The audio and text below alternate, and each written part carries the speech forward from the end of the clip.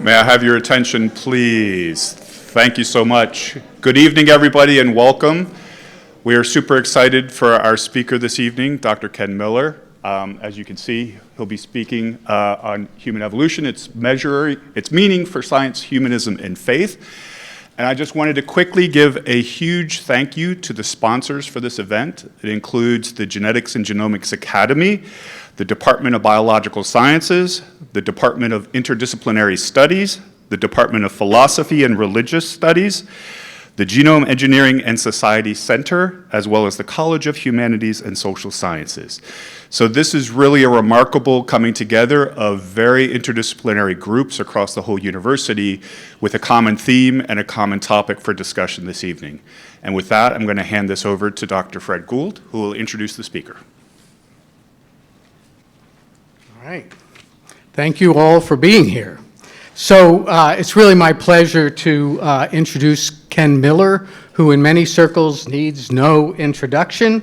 And I have to say that this is actually a repeat performance because Ken came to NC State and spoke in the old Stewart Theater in 2006. That's about 18 years ago when he probably had a little bit more hair, but now has more wisdom.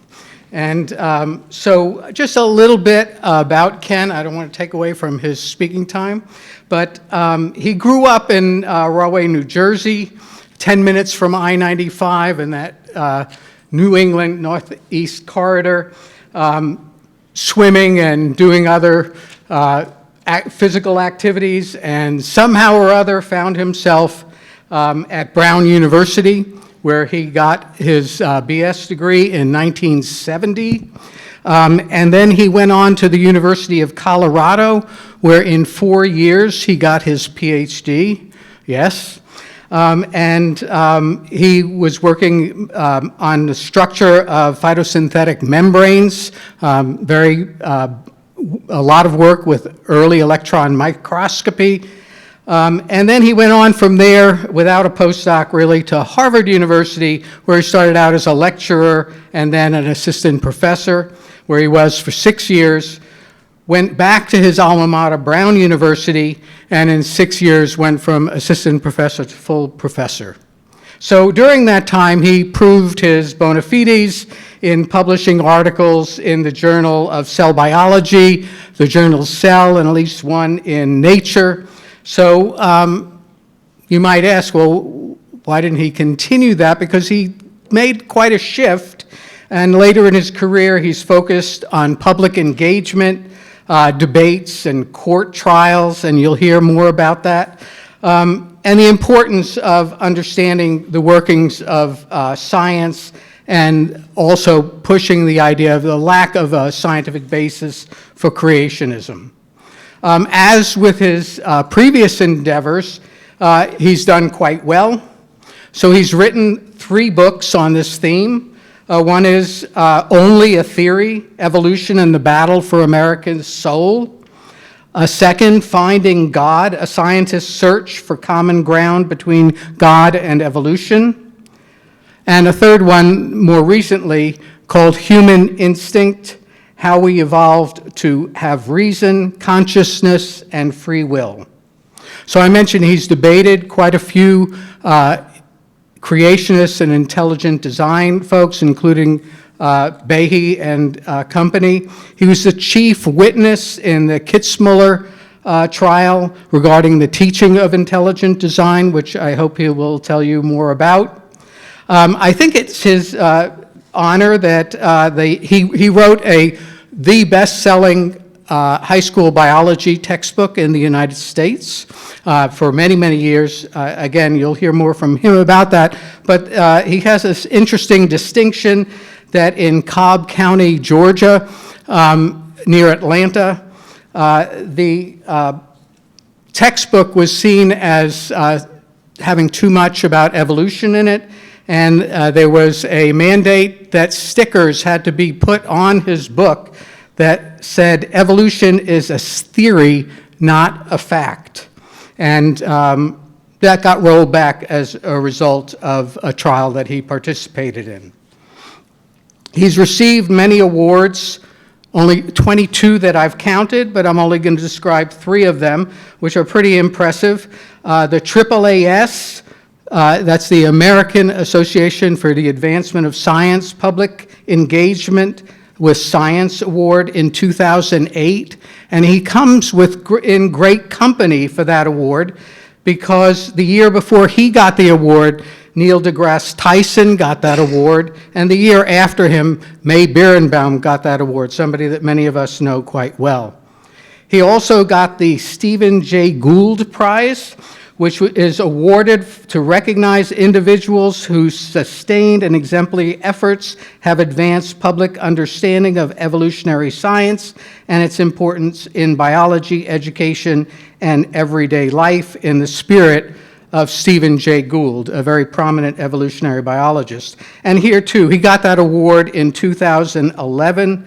The year before, Sean B. Carroll got that award. Some of you know his book, Endless Forms Most Beautiful.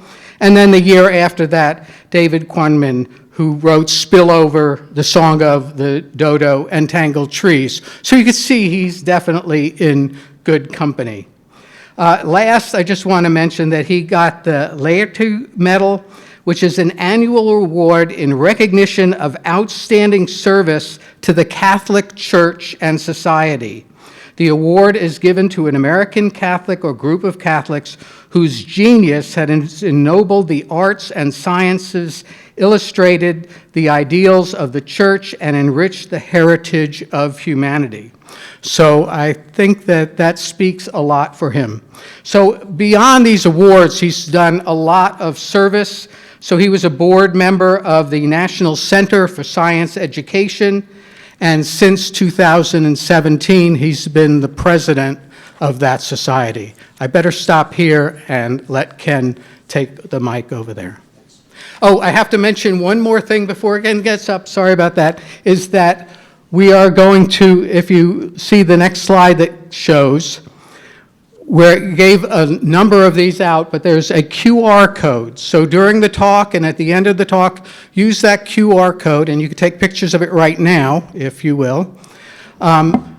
That way, it take you to a form so you can ask your questions, and those questions will be on my computer screen, so I'll be able to ask them to Ken, and we'll be looking for ones that will probably lead to longer answers, more involved, and we will stop redundancy that way.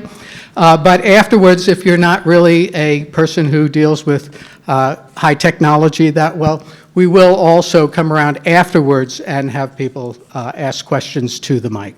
All right, thank you very much, and a bit of applause for Ken.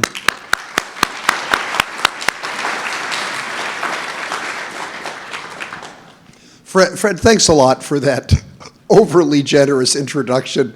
I really appreciate it, and it's great to be back at NC State. It really is. This is the QR code that Fred was talking about, and there are some slips of paper on some of the seats with the same QR code if you would like to ask questions. I figured I'd start at the beginning. You've already seen my title slide. And I want to start in a way that might appeal to many of the college students in the audience, simply because in 1832, young Charles Darwin, born in 1809, was fresh out of college. His job prospects were pretty much nil, and he was forced to take an unpaid internship. Does that sound familiar? And his unpaid internship was as ship's naturalist, because he was trained in natural history, aboard a ship called the Beagle, which had a charge from the Admiralty to explore various harbors throughout the world so the Imperial British Navy might be able to exploit them. It turned out to be a voyage that lasted the better part, actually, of three years. Darwin took extensive notes. He noted that he was seasick almost all the time. He was not a natural-born sailor. And when he got off the Beagle, he never left the British Isles again. So that was his first and last experience in ocean going. But he turned his notes into a book called The Voyage of the Beagle, which turned out to be a best-selling book for a scientific book. in Great Britain on the geology and biology of the lands he visited.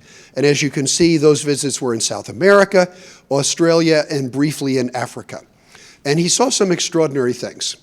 And these ideas, after the publication of the Beagle, percolated in his mind.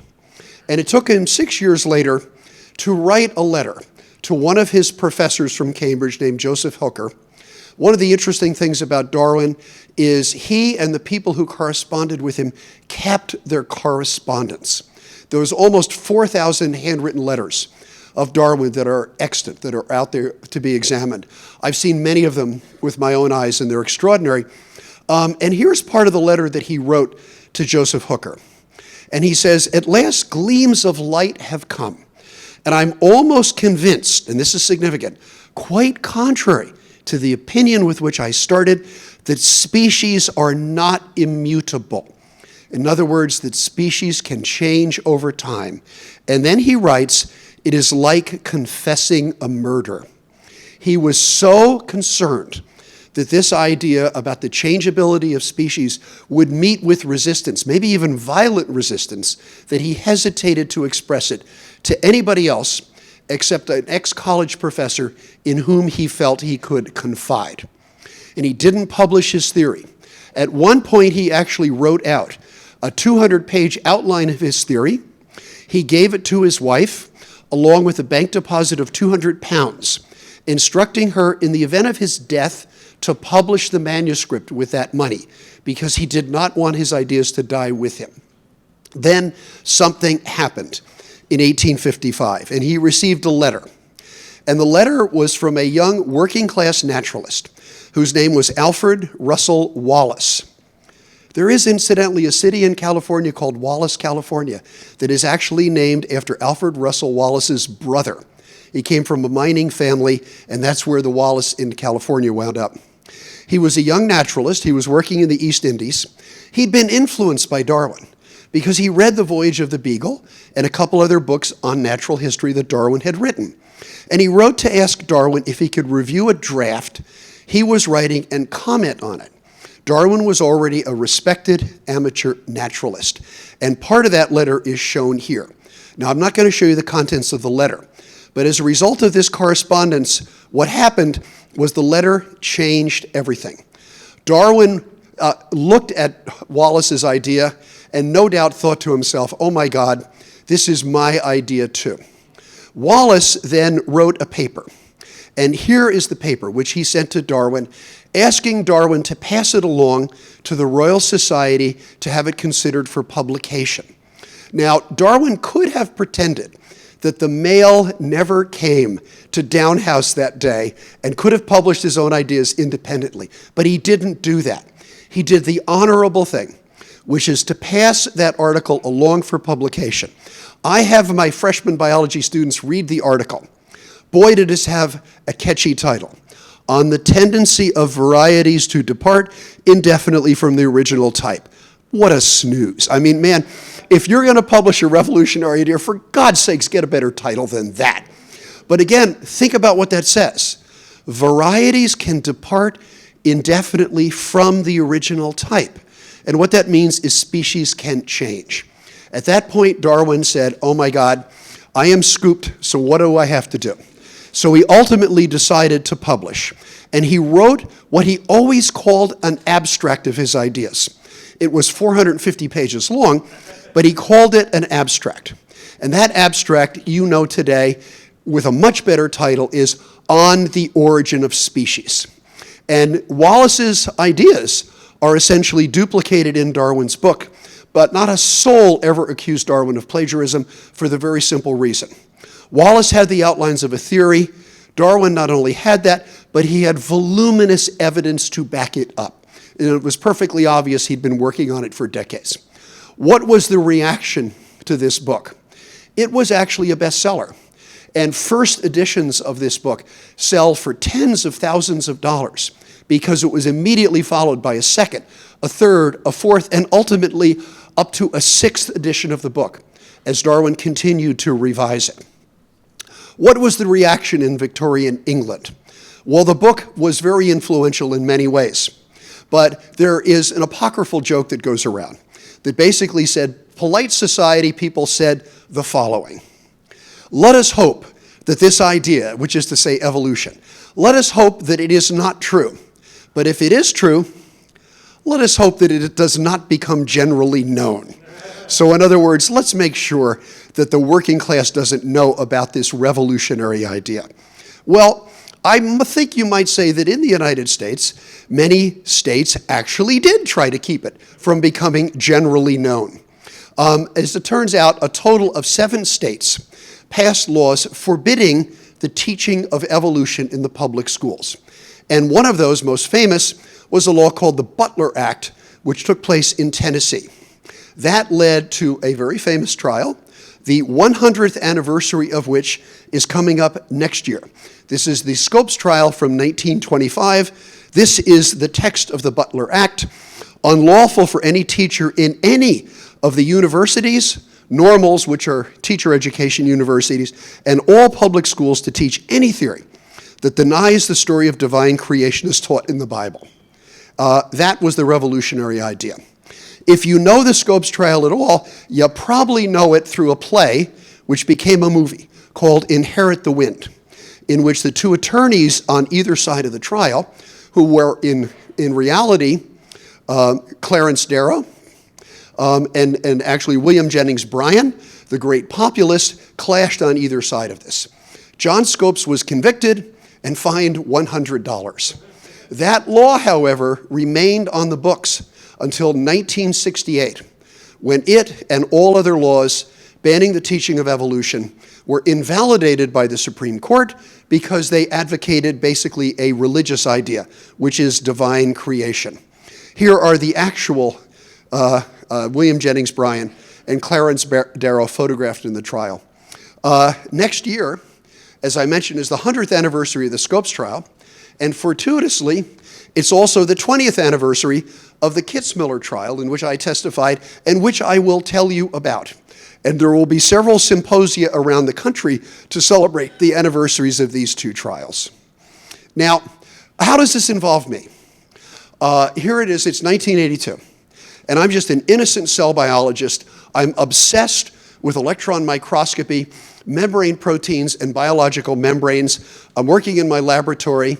I'm a few months away from a 10-year decision, and boy, am I feeling good. And why am I feeling good? Because I have just published a single author paper in Nature that got the cover of the journal. What did I do with that? Well, first of all, I sent a copy to Mom and Dad. You got to do that. But I bought 10 copies, and why did I buy 10 copies of the journal? Because there were 10 people on the promotions committee. And I wanted to make damn sure that every one of them knew that I had the cover story in Nature. Then, just before I come up for tenure, I get a phone call from a former student. I had taught at Harvard before I went back to Brown. Joel Levine was one of my graduate TAs. He also took my electron microscopy course. And he said he got his PhD. I said, great, congratulations. He said, I'm now at Boston College. I said, great, congratulations. He said, did you see my article in Scientific American on color vision in fish? I said, great, congratulations. Why are you calling me? And he said, I've just been approached by a publisher who wants me to write a high school biology text because he thinks I make biology sound as though it's interesting.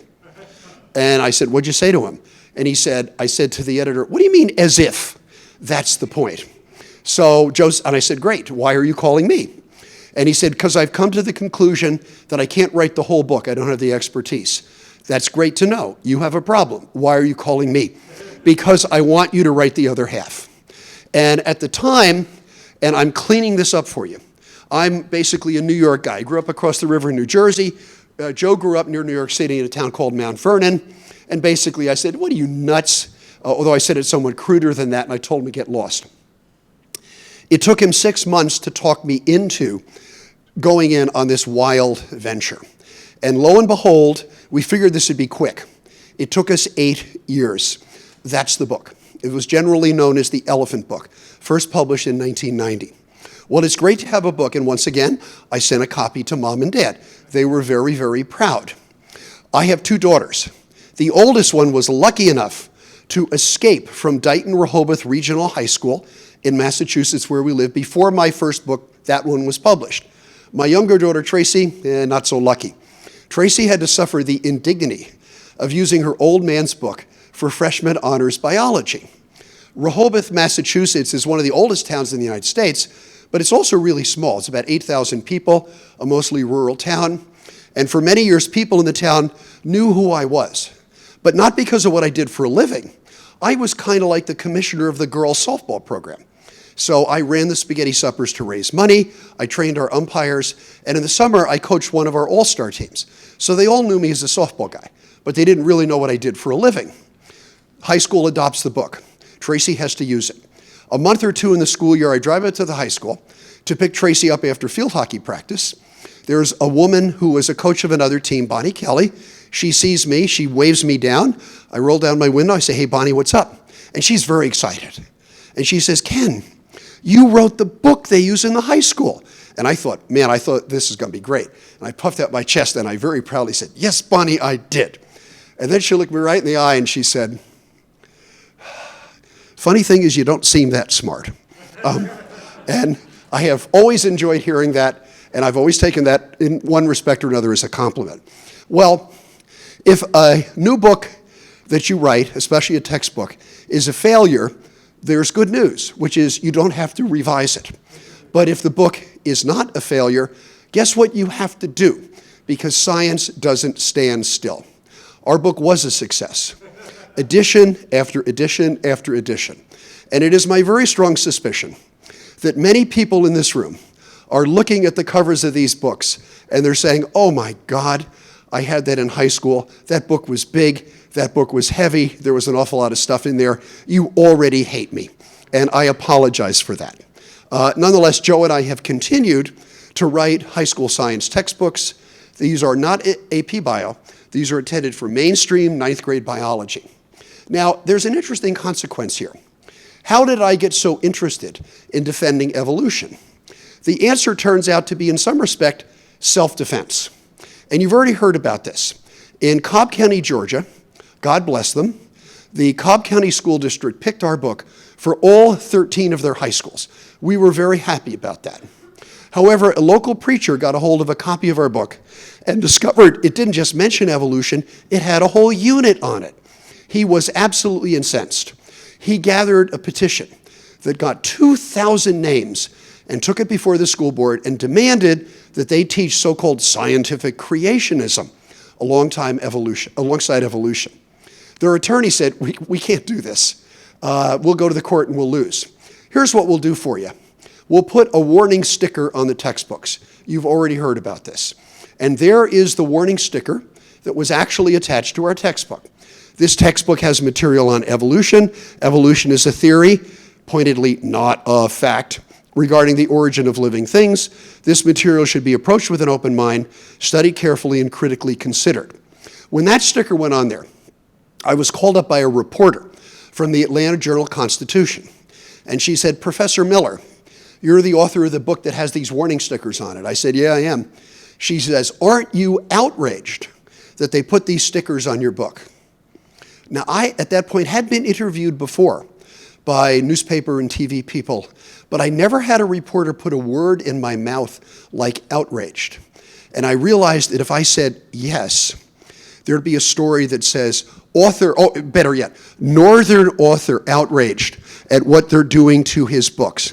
So I decided to take an opposite tack. And I told the reporter, I said, "No, not at all. I rather like the stickers." She said, "You do like the stickers?" I said, "Absolutely. My problem is they don't go far enough." "Well, what do you mean by that?" Well, I said, what that sticker does is it tells students that we are certain about every single thing in this book except for one theory, and that's the theory of evolution. So she said, "So you dislike this because it undermines the theory of evolution?" I said, "No. The reason I dislike it is it implies a certainty in my own field, cell biology, which is not there.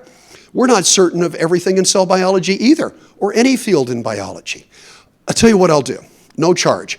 I will rewrite the sticker for Cobb counties. And here's the sticker that I would have put on these books. I would have said, "This textbook contains material on science. Science is built around theories which are must be strongly supported by factual evidence. Everything in science, not just evolution, everything in science should be approached with an open mind, studied carefully and critically considered. Alas, the Cobb County School Board did not take up my generous offer. They decided to stick with their stickers. A court case ensued. 4 plaintiffs, led by a guy named Jeff Seldman, sued them. Jeff asked me, there's Jeff, if I would come down and testify. I absolutely did. So I was a witness in court. First time I'd ever been in court. Well, there was this traffic ticket, but the first time I've ever been in court in this particular respect. And what happened is the court ordered the stickers to be removed. And as a result of my testimony in that trial, my name was in the very first sentence of the story about this trial in the Associated Press that was picked up by more than 500 newspapers around the country. You should have seen what my email inbox looked like the next day. I had many people suggesting where I might spend eternity. And one of them was required, don't worry, no warm clothing required where you're going, buddy. And that was the whole point. So that was an interesting sort of anecdotal story. But then something else happened. And about a year later, a small town in eastern Pennsylvania, known as Dover, basically decided they too wanted our biology textbook. We were really happy about that.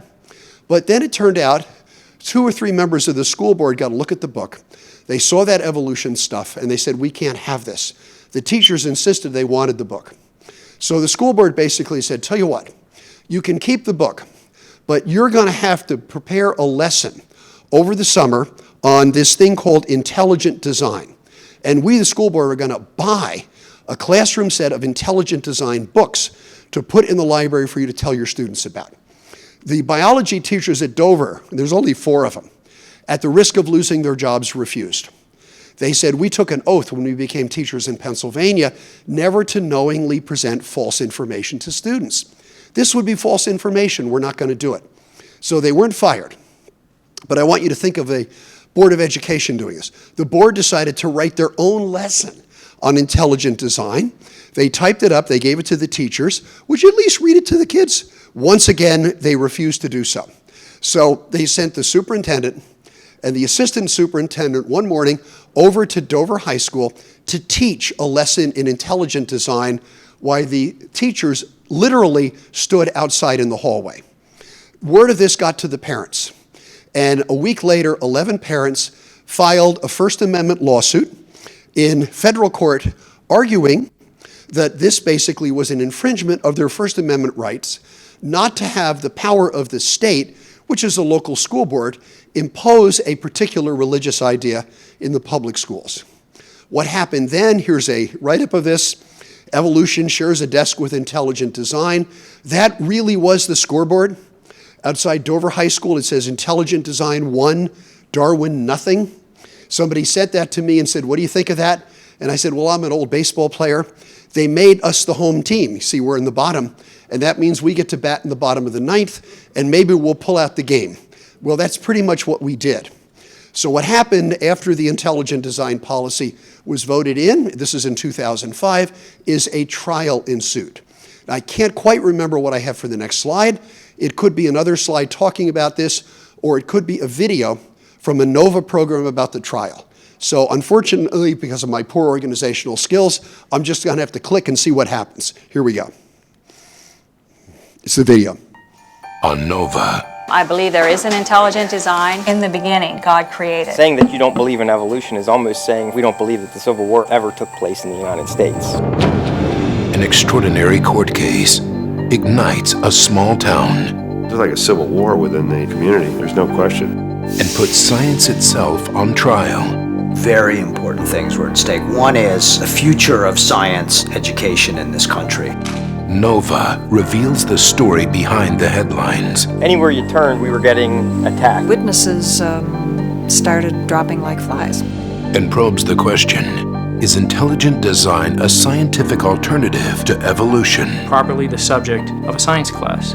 Or religion in disguise? It's a violation of everything we mean and everything we understand by science. Judgment Day, intelligent design on trial on NOVA. So I hope that narration was dramatic enough for you. The TV people call that the end of the world narration. This was an extraordinary event. I testified the first day in the trial, so I was the lead witness. This program, which came out 2 years later on Nova, won the Peabody Award for broadcast journalism, which is sort of like the journalism equivalent of the Oscar.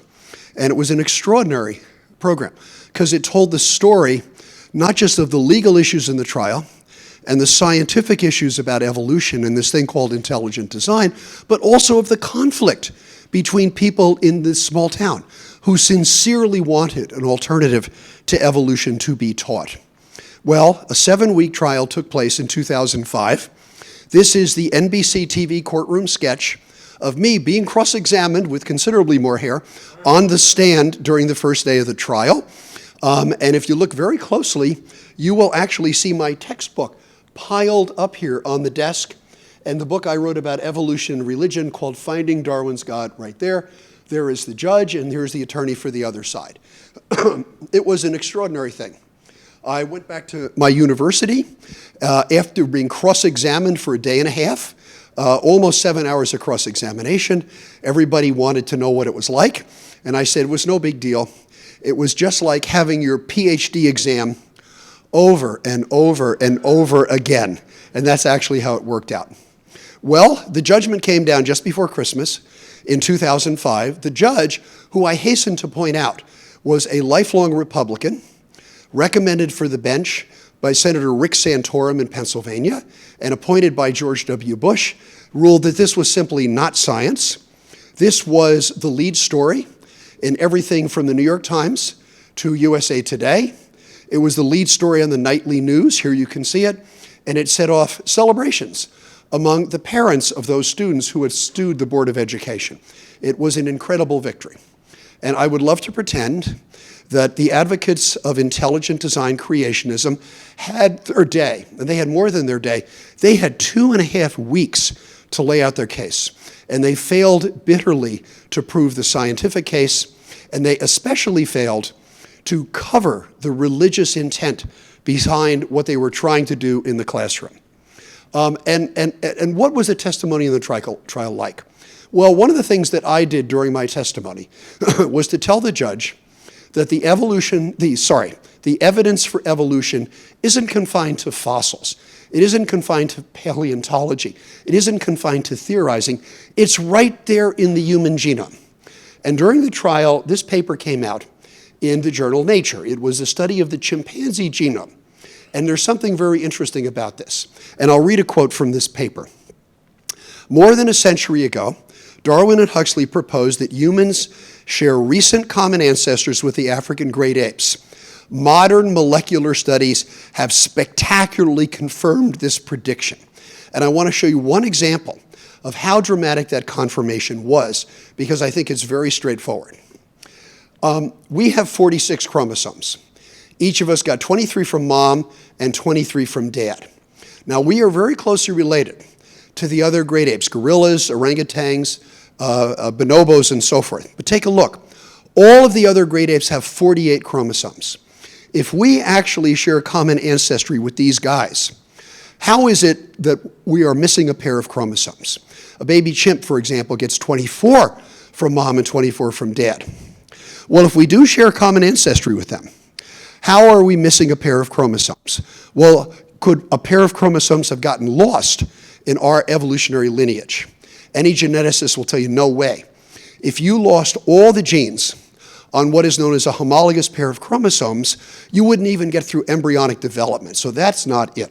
The only possibility is that two chromosomes that are still separate in our primate ancestors or relatives were fused to form a single chromosome in us, something like that. And that would have dropped us from 24 pairs to 23. Now, that's not evidence, that's an argument, but it's a testable argument. And what I mean by that is the human genome, if that's true, must contain a recently fused chromosome. And if we look at the human genome and we don't find it, the whole idea of human evolutionary common descent is in trouble. Well, what do we find? It would be easier to find that chromosome than you might think. So what I've done up here is to make a sketch. And the sketch shows 2 chromosomes. Near the tips of every chromosome is a highly repeated DNA sequence known as a telomere sequence. Near the center of every chromosome, that's in red, is an essential region called a centromere. That's important in cell division.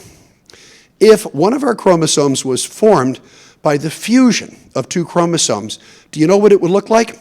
It would have 2 centromeres, and it would have telomere DNA right in the middle where it doesn't belong. So all you have to do is look at the human genome and say, do we have such a chromosome? I'm not going to keep you in suspense. It's chromosome number 2. And indeed, you can see the detail here, and I'm not going to read all of that, but I want to read part of it.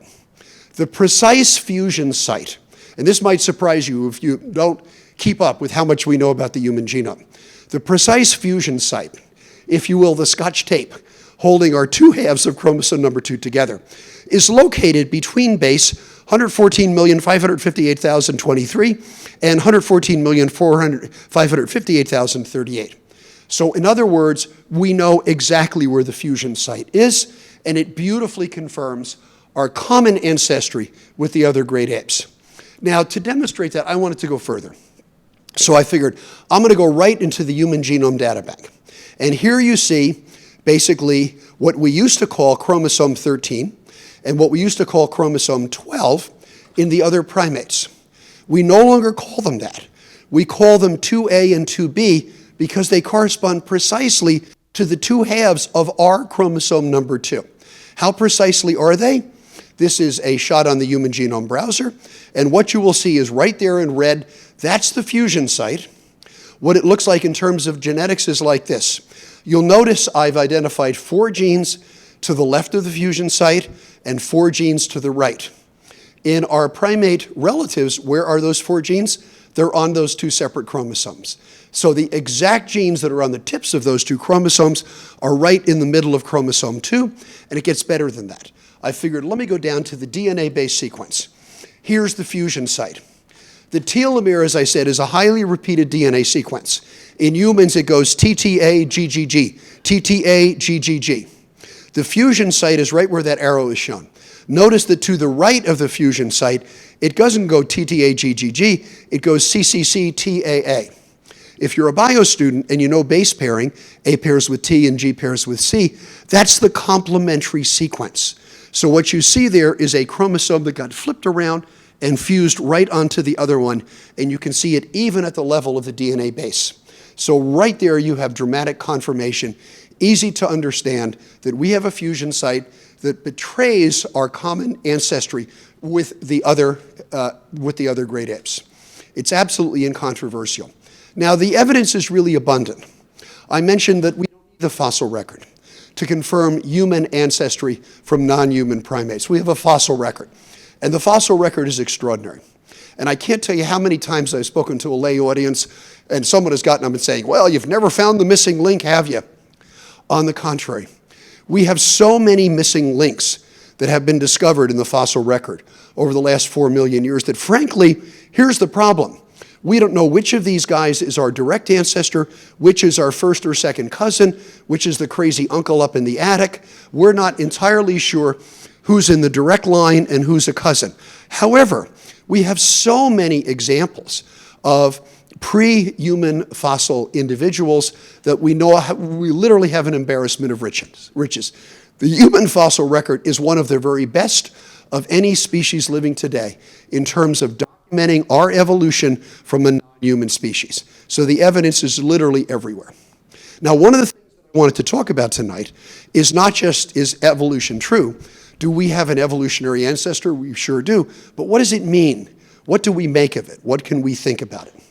And I'll start out by saying the following, and this is the cover of one of my most recent books, along with a very famous illustration, not from me. And I argued in this that the intellectual burden of denying human evolution in the face of such evidence is far too great for any fair-minded person to sustain. And I argued we are creatures of evolution. With all that implies about our bodies and minds, now we can ask the really interesting question. What does it mean to be a creature, as we all are, fashioned by the hand of evolution? And that's the question I want to answer now. Now let's suppose that someone claimed that you, and I'm pointing at you, I mean this personally, that you were nothing but an animal. You're just an animal, one species among millions, nothing special about you. You were programmed by natural selection to really do nothing more than to survive and to mate. Innately, that's all that matters to you. That you are merely a collection of matter, without a mind, with only an illusion of consciousness and free will, and frankly, you're kind of insignificant in this huge and mindless universe. If somebody told you that, how would you feel about evolution then, if you were told that's what evolution means? I saw a thumbs up. I'm not entirely sure most people would agree with that, but we'll see. As you'll see, many scientists say that's exactly what evolution means. And I want to start out not with a scientist, but with a person I regard as maybe America's greatest living writer, and that is Marilynne Robinson, winner of the Pulitzer Prize and countless other awards. If you've never read anything by Marilynne Robinson, you are in for a treat. I suggest you start with Gilead. It's an absolutely extraordinary book. I've read all of her books. They are amazing. She's a beautiful, beautiful prose stylist. You will enjoy anything that she has written. She's absolutely extraordinary. She recently wrote a book reacting to these claims about evolution, the same claims I put on the last slide, basically to warn against the dangers of Darwinism. And the book of essays she wrote was The Death of Adam, subtitled Essays on Modern Thought. And in that book, which I read over and over again, she wrote that Darwinism, which is what she calls evolution, is intrinsically a chilling doctrine. It has required the grand scale disparagement of the traits that distinguish us from the animals, and the Darwinists take the darkest possible view of those animals. And she said, because of evolution, there is no place left for the soul. Robinson is a religious person, or even the self. Moral behavior has no real meaning. Now, why did she call this the death of Adam? She says, for Adam, that near angel, whose name actually means earth, Darwinists have substituted a creature who shares essential attributes with whatever beast has recently been observed shabbily behaving in the state of nature. Genesis, and she means the book of Genesis, tries to describe human exceptionalism, how we are exceptional creatures. Darwinism tries to discount it. And she writes, it is a thing that bears reflecting upon how much was destroyed when modern thought declared the death of Adam. And by that, she means the death of the special creation myth for our species. Now, Robinson is not a creationist. Robinson respects science, but she argues that Darwinism has dethroned humans from being a special creature worthy of God's care to being just another grimy animal. Now, I have to say, I think she was influenced in part by the change from the 19th century view of evolution, which put humans at the pinnacle of the living tree, to the way any scientist, including myself, would describe our place today, which is to show this enormous expanse of evolutionary change, and we humans occupy just a tiny twig of this enormous branch. Not the peak of the tree. We're no more special than any other living creature. And a number of other very good science writers have taken up this point. Here's Brian Switek, whose writing I much admire. He says, there never was an ascent of man, no matter how desperately we might wish there to be. We are merely a shivering twig and the last vestige of a richer family tree. Foolishly, we take our isolation to mean that we are the true victors in life's relentless race. In fact, he writes, we're not. Other people have been blunter and more direct. P.Z. Myers, who's a very popular blogger in the scientific blogosphere, said, we humans aren't any more special to the universe than a sea slug. I actually know P.Z. I've appeared via Zoom in some of his classes. And one of the issues I would take with him is that sea slugs are really cool. And sea slugs can do some absolutely remarkable things. Color changes, they have remarkable nervous systems, they can do all things. But his point was not that we're as cool as sea slugs. His point was basically, we're nothing special. A great animal behavioralist like the late Franz de Waal, wrote a book that I much admire. Are we smart enough to know how smart animals are? And de Waal's conclusion was not really. And he says, if we look at our species without telling ourselves to be blinded by the technological advances of the last few millennia, we see a creature of flesh and blood with a brain, even though it's 3 times larger than a chimp, doesn't contain any new parts. That's true. Our intellect might be superior, but we have no basic wants or needs that cannot also be observed in our close relatives. There's that message again. We're not special. We're just one creature among many. Henry Gee, who used to be the editor of Nature, wrote a book called The Accidental Species, Misunderstandings of Evolution. And again, he drives that point home. Giraffe scientists would no doubt write of evolutionary progress in terms of longer necks, rather than larger brains or tool-making skill. So much for human superiority. If that's not ignominy enough, bacterial scientists would no doubt ignore humans completely, except as convenient habitats. We are the passive scenery against which the bacterial drama is cast, which I find remarkable. And then he says, now ask yourself, which of these stories, the giraffe scientist, the bacterial scientist, or the human scientist, is more valid than any other, at least as a narrative? Giraffe scientists would no doubt write evolutionary progress in terms of, but I think he has missed something. In their eagerness to demote the human species, Gee and de Waal have overlooked something important. There are no giraffe scientists. There are no bacterial scientists. And there are no books that they write about us, even though we write books about them. And why is that? For a very simple reason. We are the species that invented science, and we are the species that discovered evolution. That's the distinction that they are missing in their eagerness to demote the human species to just another animal. And a corollary of these claims is that evolution can explain all human behavior. A proponent of this is a really a very able evolutionary biologist at SUNY New York, David Sloan Wilson, and he has written that evolution is going to include all human knowledge. And the form in which he describes it is nothing about X makes sense except in light of evolution, where X could be anthropology, art, culture, economics, history, politics, psychology, religion, and sociology. So if any of you are in other departments other than biology, you might as well retire and go home, because we evolutionary biologists, we're taking over and we're going to explain everything. That's his thesis. Now, the late Ed Wilson at Harvard, who was actually a friend of mine, I admire him enormously, wrote a number of wonderful books on animal behavior. And he wrote a book called Consilience. Everything that Ed Wilson wrote is worth reading. And he argues that the adaptive value of human customs, behaviors, superstitions, and social institutions permits evolution to explain all of them. The reasons you like to go bowling with your friends, the reason you like to attend a football game, the reason you go to church. It's not because you make an independent decision to do that. He can explain all of them in terms of evolution.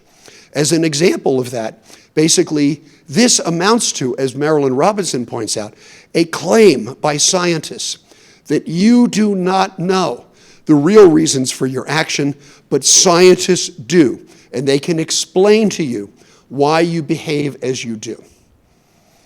The central tenet of the modern worldview, this is a quote from Robinson, is that we do not know our own minds, our own motives, our own desires, and an important corollary, certain well-qualified other individuals, including the scientists depicted here, do know them. Evolutionary biology will tell you about yourself in ways that you do not suspect. And one of the quotes that I think is revealing in terms of what it tells us about this school of thought is from Ed Wilson. If history and science have taught us anything, it is that passion and desire are not the same as truth. The human mind evolved to believe in gods. It did not evolve to believe in biology. I was taken aback when I read that quote for a very simple reason. The human mind did not evolve to believe in biology. The human mind invented biology. And this is the key thing, that when you're pronouncing what the human mind can and cannot do, the person making that pronouncement is themselves possessed of a human mind, and they are using that human mind to make those pronouncements. So I certainly reject the idea that we did not evolve to believe in biology. And supposedly, the argument goes, human psychology was shaped by evolutionary pressures in the Pleistocene, the early years of human evolution. And you hear people saying they favor the paleo diet, or people do this because this was what our hunter-gatherer relatives did, and that's why we are evolved to do certain things. But, and here's a quote from a review of a book like this, we actually know so little about the environment of our Pleistocene ancestors that basically any hypothesis about which strategies might have helped them to reproduce is bound to be highly speculative. And I think that's absolutely true. And from my point of view, some of the very worst pop science imaginable comes from this conceit that present-day behavior can be traced to pressures in the Pleistocene. And you see two of them here. Why women cannot read maps and men lose their kings, and shopping is a throwback to the days of the cave women. And I would say the most extreme conclusions of evolutionary psychology stem from false confidence about the nature of the human past. And in particular, especially since all of us grow up in societies today that reinforce a host of cultural stereotypes that have nothing to do with evolutionary conditions in the past. Here, for example, is what someone nominated as the worst science article ever, that women evolved to love shopping. And as the father of girls and the husband of a woman, I certainly think this is absolute BS. The notion that you can have an evolutionary explanation for why women love shopping. It's condescending and insulting. Is there anybody who, in my opinion, got it right? Yeah. And I think that's the late Joseph Bronowski. Only a few of you, I'm sorry to say this about an audience, only a few of you are quite old enough to remember his series, The Ascent of Man. You can find it on YouTube. It is extraordinary. It's amazing. It's worth watching. The book is worth reading. And Bronowski approached it this way. Man is a singular creature. He has a set of gifts that make him unique among the animals, not just another animal, but unique. So that unlike them, he is not a figure in the landscape, he is a shaper of the landscape. In body and in mind, he is the explorer of nature, the ubiquitous animal who did not find but made his home on every continent. And I certainly think that is exactly the right way to look at it. Scientists like B.F. Skinner and Konrad Lorenz have extrapolated their behaviors of rats and ducks to explain human behavior. If you've studied psychology, you certainly know about these studies. But Bronowski would say, all these studies tell us something about man, and he means the human species, not just men, but they cannot tell us everything. Why? There must be something unique about man, because otherwise the ducks would be lecturing about Konrad Lorenz, and the rats would be writing papers about B.F. Skinner. Needless to say, they are not. So what do we have here? I would argue that the obsession of evolutionary psychology to reap in the past, to find hidden chains that bind us, has to be paired with the realization that we are the only creatures able to perceive those chains, rise above them, and achieve the independence of thought, action, and creativity that has made possible the great and lasting achievements of our species. And I would say, and as an advocate, we must reclaim our humanity by realizing that we are special. We are creatures like no other. That's not only a gift, it's also a burden that we have to think about. Now, I want to switch topics, because it was in my original title, to take a title from the last episode of the PBS Evolution series, which aired in the year 2001. And that last one was called, What About God? Because it recognized very clearly that accepting evolution has certain theological implications that make evolution particularly difficult for many people in the Abrahamic faiths. And here you see a couple paintings from the cover of the Sistine Chapel. I often lecture to predominantly secular university audiences. They're at home with the creation of Adam, they understand that. They're not quite sure what's going on here, so I try to explain them to say, these two people are junior faculty who have failed to publish adequately. And here we have the dean. and the dean is exiling them to basically adjunct positions at the local junior college. Not that there's anything wrong with the local junior college, but as the dean might say, outside there will be the weeping and the gnashing of teeth. And here, of course, you see the expulsion of Adam and Eve from the garden. And I would admit that scientific concepts like evolution and the Big Bang are troubling issues for people of faith, most notably for Christians. So how do you deal with that? And adding to that problem, there are examples everywhere that basically amplify a science versus faith stereotype. That actually appeared on a Baptist church in Florida. But I can't tell you how many times when I've lectured to a lay audience and somebody thinks they can disprove evolution, and they say, if we came from monkeys, why are monkeys still here? And I always say, I'm going to answer your question in a minute, but first I want to ask you a question. Where did Protestants come from? And at first they're confused. And I said, no, I really mean that. There were 95 theses nailed to the church door. Martin Luther, it was in all the papers, the Reformation. Where did Protestants come from? I guess they came from Catholics. Right. Are Catholics still here? Yeah. So what happened was the Christian church split. And of course, it's actually split many times. We didn't evolve from monkeys. We evolved parallel to them.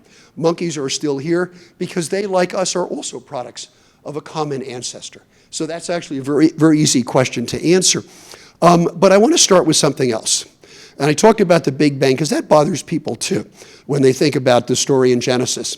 So we're going to start with a quiz. And that is, who actually developed the mathematical foundations of the Big Bang, which is cosmic expansion?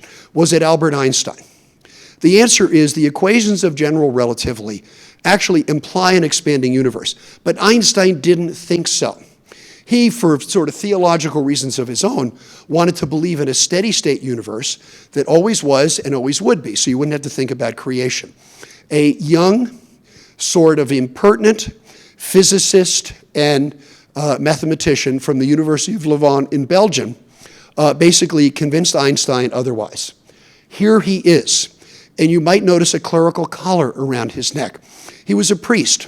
His name was Father Georges Lemaitre, and he was one of few people who really understood general relativity and basically explained to Einstein that it implies an expanding universe.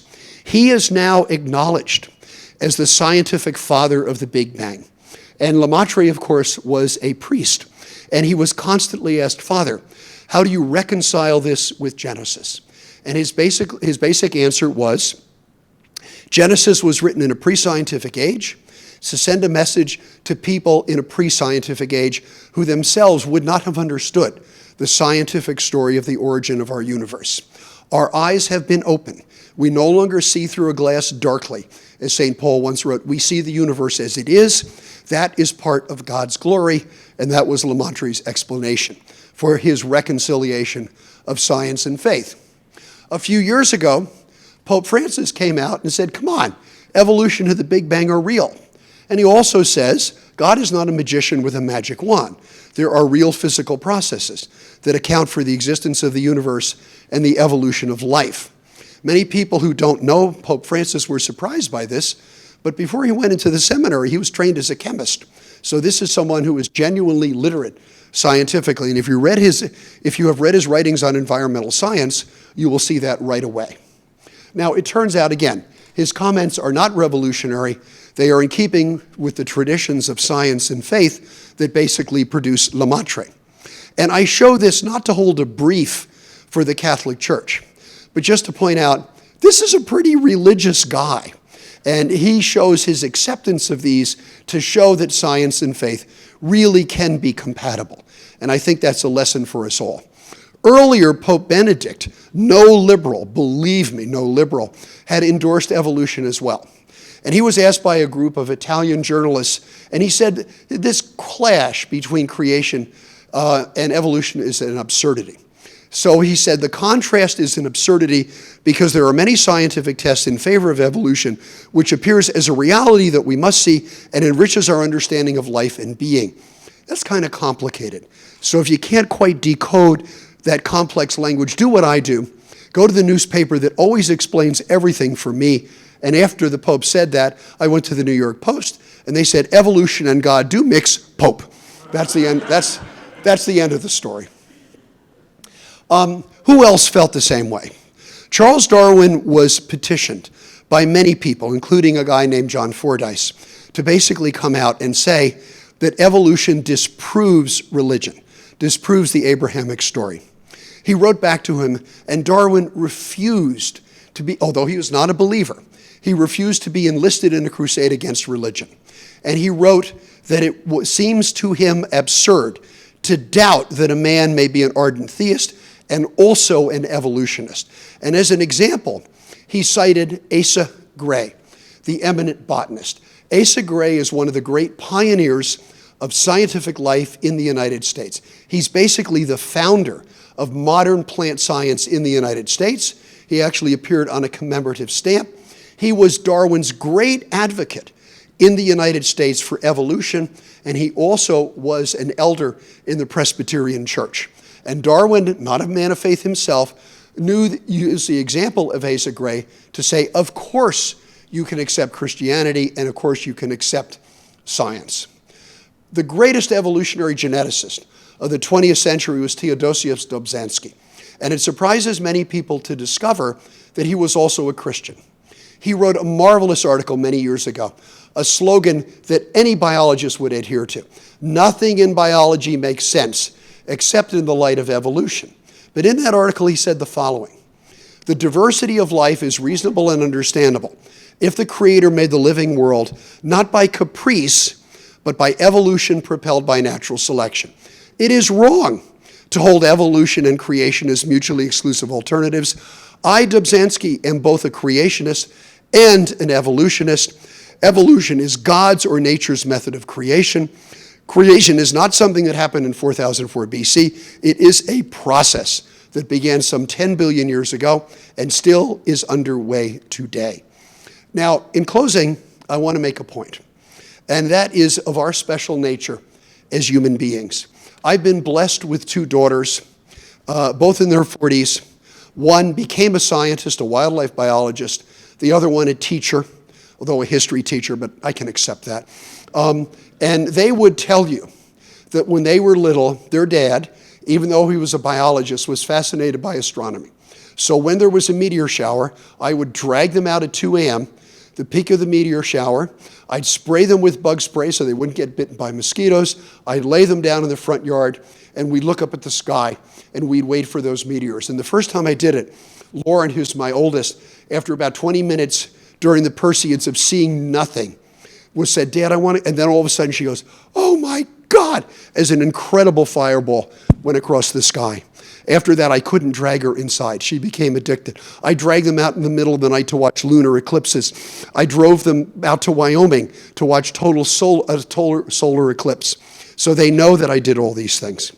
And when I tried to close my last book, I was thinking about that example. And I would put it this way. Life is material. The capacity for life is built into the physics and chemistry of matter. Evolution, therefore, is an inherent and predictable part of nature. And if the ultimate cause of the natural world you believe to be the will of God, then evolution reflects his creative power. In a very real sense, an evolutionary design to life is part of the inherent fabric of the natural world. So here's the lesson. The capacity for evolutionary change is built into nature, and this allows believers to understand it as part of God's providential plan.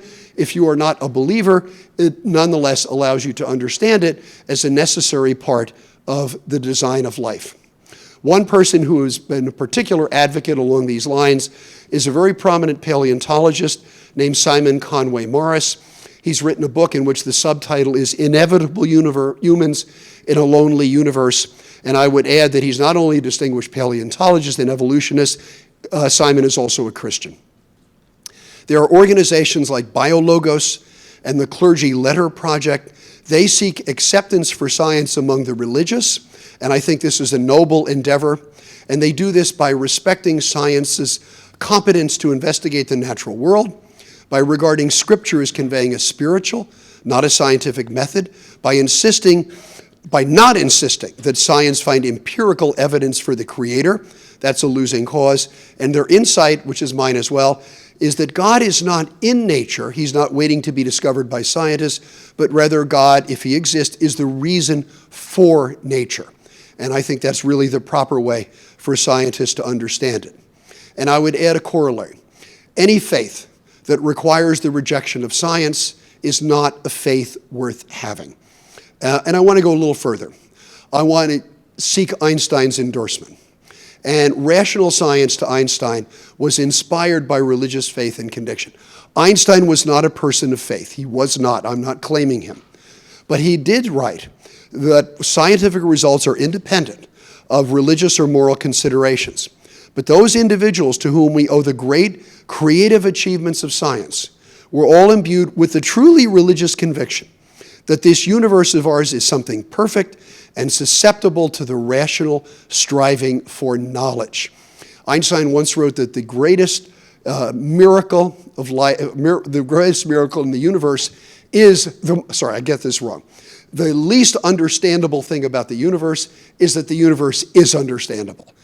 That is the miracle, and I think that's extraordinary. There's a marvelous book that I won't dwell on called The Sun in the Church that was written a number of years ago that pointed out that the great medieval cathedrals of Europe also served as scientific solar observatories by plotting the pathway of the sun. And I would use that to argue the following. Faith suffers to the extent that it rejects the gifts of understanding that science provides. I would say that science suffers by means of the deep hostility of many scientists to any form of faith, and that in reality, science and faith both arise from the same human need, which is the desire to understand. And ultimately, I want to come back to the Perseids. And when I was trying to figure out a way to close my last book, I thought of dragging my girls out to see the Perseids, which I used to do at the beginning of August. And I wrote in the book that I was hoping for a clear sky tonight. It's expected to be the peak of the Perseids, a chance to glory in these streaks of sudden fire. And in between these moments of spectacle, there'll be a chance to lie still in the darkness, absorb the beauty of the nighttime sky. And here to me is the human difference. Of all the creatures, of all the forms of life that grace the surface of this small planet, only one looks this way into the nighttime sky. Only one knows the Perseid spectacular is coming. Only one contemplates the age of the universe. Only one is aware of the mysteries to be solved in starlight, and that's us. That's what makes our species special. While all of life is one, linked by ancestry, structure, and design, only the human creature seeks answers to questions in the stars. For me, that is the very definition of human nature. That is the human difference. And that's why our presence on this planet amounts to nothing else, nothing other than the universe, as Carl Sagan said, becoming conscious of itself. The cosmos is waking up, and we are the instruments of that self-awareness. We are the instruments by which the universe is becoming aware of itself. And I can think of no other profound statement about the importance of the human species other than that one. An Apollo capsule floating on the surface of the moon, looking back on our beautiful planet. So if I reflect on what Margaret Robinson said about evolution, no place for the soul, no human exceptionalism, much was destroyed when science declares the death of Adam. As much as I love and admire Robinson's writing, and I truly do, I would answer her this way. And that is, my answer is, far from diminishing us, knowing the details of Adam's journey ennobles each of us as the carrier of something truly precious, the genetic, biological, and cultural heritage of life itself. Evolution does not describe the death of Adam, but rather his triumph. And that is the great truth of our story.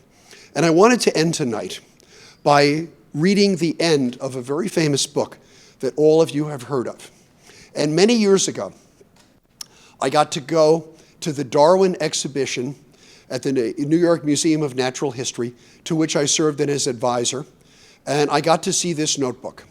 And I got to see that page on the notebook. And you can see there's a little tree drawn there of a kind that no one had ever drawn before. There are letters on it, there's an explanation, and the person who wrote that notebook came back a few weeks later and wrote angled parenthetical notes in the top to try to explain it. Here's what that person wrote at the end of a great book. He wrote, "There is grandeur in this view of life, with its several powers having been originally breathed into a few forms or into one. And that while this planet has gone cycling on, according to the fixed law of gravity, from so simple a beginning, endless forms, most wonderful and most beautiful, have been and are being evolved." That is the last sentence of The Origin of Species by Charles Darwin. And ladies and gentlemen, I think those are words to live by. Thank you so much for having me here tonight. Thank you.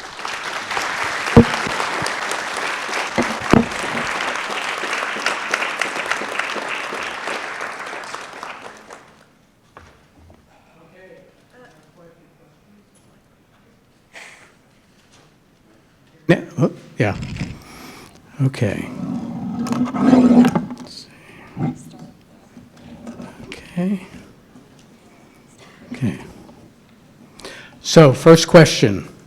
It seems a bit risky for an academic researcher to focus a big part of their program on advocacy and public engagement. What motivated you to do this? Was there pushback from your colleagues? Do you have advice for other academics who might want to follow a similar path?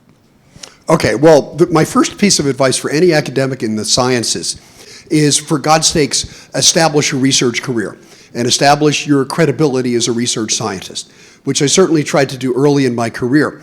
But even before I did that, I was challenged by a group of students to debate a so-called scientific creationist. And originally I didn't want to do it because it's not my field. But they brought me a couple of books that had been written by this scientific creationist. It's a very well-known person, by the way, and also an audio tape of a debate in which he literally destroyed a very prominent scientist on the issue of evolution. And I realized that there were so many scientific misrepresentations and distortions that, quite frankly, I got upset. And I said, okay, I will debate this guy. Now, I have to tell you, when word of this debate got out, and by the way, almost 1,500 people attended.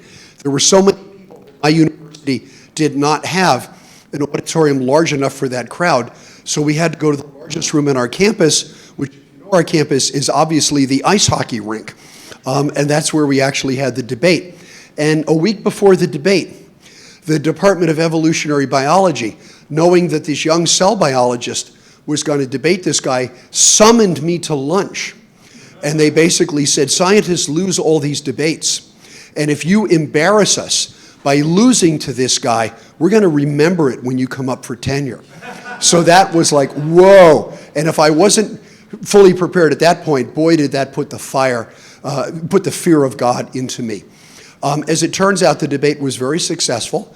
I was prepared enough to expose many of the distortions and misrepresentations. And what happened is I got a hearty pat on the back for defending the very field that the Department of Evolutionary Biology professed.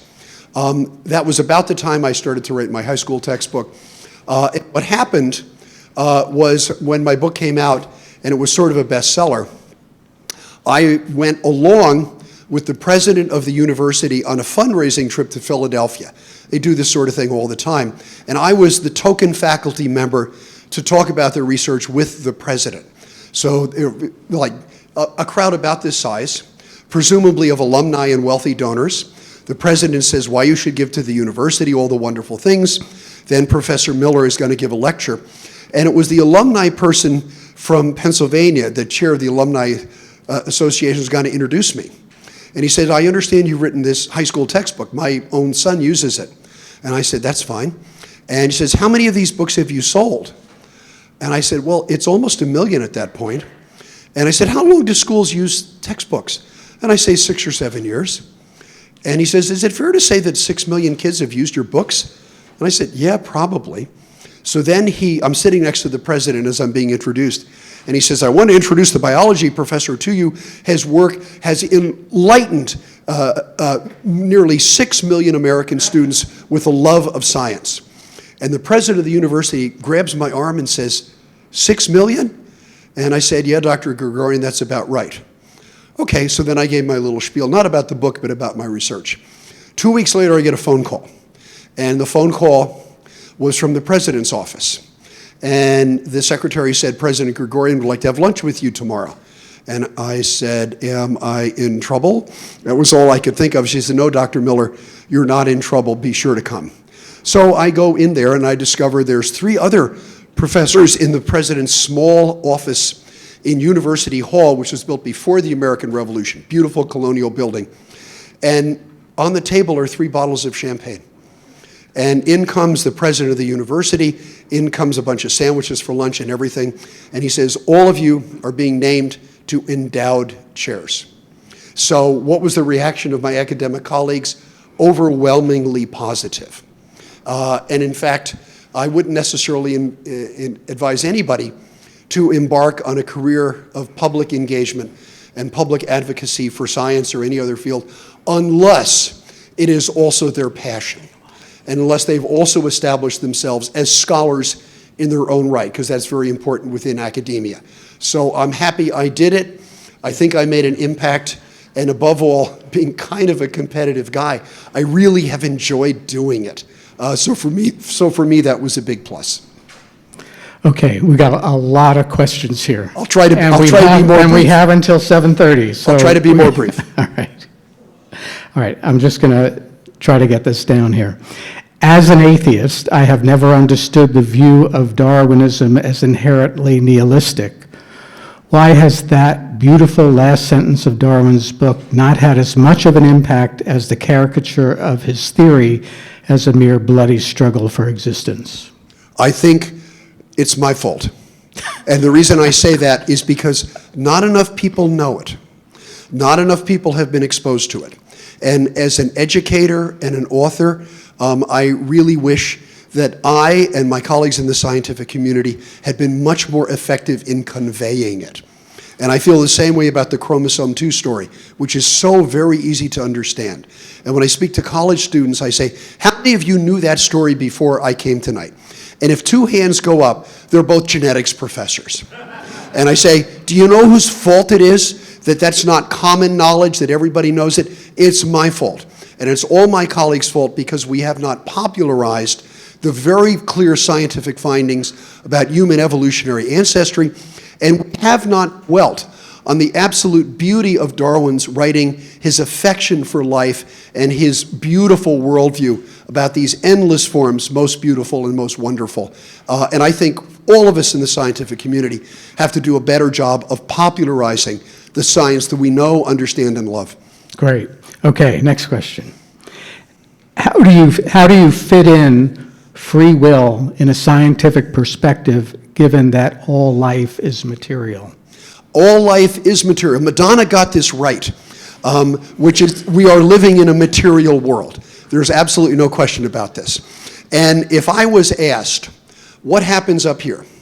I would say that there is nothing in the human brain that is not understandable, not that we understand it all yet, but nothing that is not potentially understandable in terms of the laws of physics and chemistry and the cell biology of neural connections in the brain. That is how I certainly think the brain works. Does that mean it's entirely deterministic, which means you had no choice? Some of you were in a class and you really had no choice.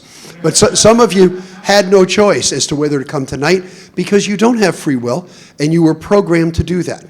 And even Sam Harris, who wrote a book attacking free will, at the end of the book he realized that he didn't have free will to decide whether or not to write a book attacking free will, so he had to come up with a contorted explanation of why this book was written even though he didn't have the free will to make a choice to write the book, which is extraordinary. And I would argue that my brief in favor of free will is actually a brief in favor of science. And what I mean by that, unless each of us is an independent agent, able to observe nature, devise experiments, and basically test nature and come to conclusions on the basis of evidence, unless we are able to do that, science has no validity. And no less a person than Stephen Hawking realized that if we don't have free will, it means the universe has programmed us to come to the scientific conclusions we do, regardless of any independent judgment on our part, because we don't have independent judgment. So how do we know if our conclusions about the nature of the cosmos are actually real if we don't have the free will to evaluate experimental evidence, and therefore we are programmed to believe this way? And from my point of view, no. I cannot point to the brain where there's a free will decision center and say, here's how it's done. But I believe as a matter of faith, and I don't mean religious faith, I believe as a matter of scientific faith, that for science to be an independent enterprise and for science to be valid, we have to have the free will to evaluate scientific results. That's my brief for free will. Okay, all right, here, next one. What do you say to a student who tells you that your new Christianity has no room for him to pray for God to heal his dying sister or for him to hope to reunite with her in heaven? What I tell that person is that I do not have such a new Christianity, that I do pray, and that as my mother was dying, as she was in April of this year, I prayed for her soul. The notion that there is an independent process called evolution, that basically we are made up of matter, and that matter basically gives us our humanity. Does that exclude the hand of God? I certainly don't think so. As C.S. Lewis once wrote in defense of the material nature of the world, God likes matter, he invented it. And that's sort of a profound insight. But what I would tell that person is I certainly believe in the power of prayer. I certainly pray myself, and I certainly find the need. And perhaps if you're a non-believer, perhaps you look at this as a weakness on my part. I'm willing to accept that, but I really feel that I need the reassurance of the divine in terms of guiding my own life through the adventure that we all call life. Okay, we're getting close here, but here's one more. Do you think that humans are the only animals that have souls? That's a really interesting question. I have two dogs. I have an Australian Shepherd who is the smartest dog I have ever seen. And we have a Golden Retriever who is the most lovable dog we've ever seen. The poet Robert Graves said he had an affection for another species. The poet Robert Graves said that if there are no horses in heaven, he doesn't want to go. And in my point of view, if there are no dogs in heaven, I don't want to go either. And that's about as far as I will go on the issue of animals with souls. Okay. All right, last question. In this morning's talk, I found that you were more focused on Christianity without mentioning anything regarding the other religions. I'm interested in knowing your insights about how other religions perceive all the perspectives you've been sharing in the loop of Christianity. Boy, does that require a long answer. But I'll put it this way. When I talked about anti-evolution sentiment, creationism, science denial, and so forth, I focused on the United States because I live in the United States, and that's what I know. In terms of the implications of evolution, I grew up in the sphere of Christianity, and therefore my own thoughts about how to understand evolution in religious contexts revolve around Christianity. I would also add that they basically apply to all three of the Abrahamic faiths, Islam, Judaism, and also Christianity. I was asked this actually in some of my other meetings today, and one of the things that I pointed out is that the Hindu scientists, whom I know, seem to have absolutely no problem with evolution whatsoever, in part because of the doctrine of reincarnation and the idea of a dramatically changing universe. The Buddhist scientists that I know focus on the idea of change as being an essential part of life. And part of Zen Buddhism in particular is accepting and adjusting to change. And the scientists I know of that particular intellectual persuasion also have no problem with evolution. So I'm not an expert on other faiths, and I apologize for being immersed in my own culture and in my own faith. But the fact is that in the country in which I live, the primary obstacle to the understanding of evolution, the acceptance of evolution and its teaching in our schools, has indeed been people in the Christian tradition, and that's the reason I focused on that.